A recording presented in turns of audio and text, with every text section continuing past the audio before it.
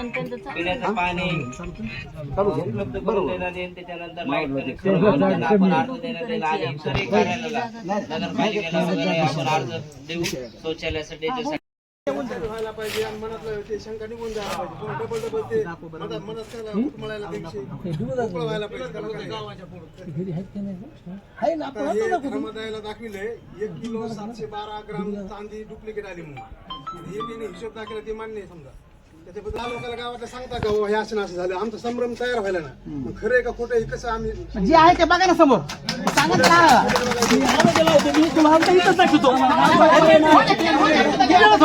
विषय नाही किती किलो लगेच मोजू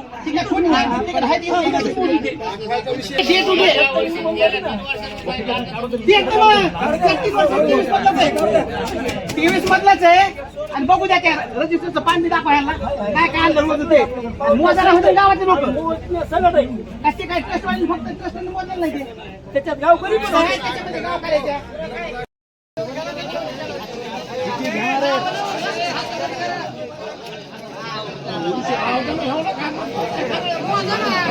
एवढं महत्वाचं आहे का ते एवढं महत्वाचं आहे.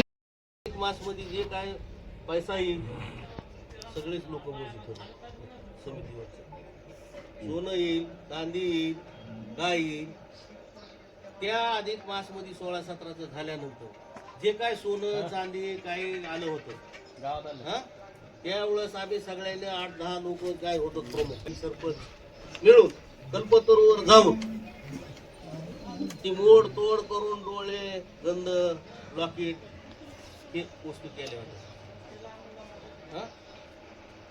ग्रामपंचायत गाव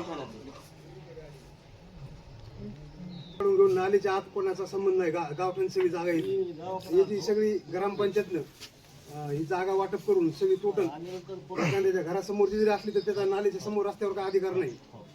फाट्यापासून पलीकडे राहू द्या भाविकाची गाववाल्याची इतकी बेजार निघती वांग काढायला 8-9 वाजता भेटत नाही काय व्यापाऱ्याचं धंदे झाले नसते 3000 रुपये फुटाप्रमाणे व्यापाऱ्याने जागा घेतल्या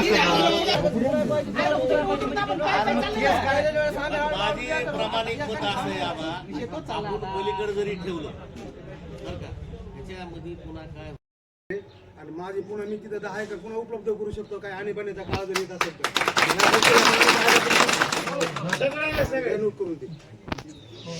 आज दिनांक 17/3/2024 रोजी आपण विशेष सभेचं आयोजन करण्यात आलेलं आहे. त्याचं 2 कारण आहेत. या पाण्यासाठी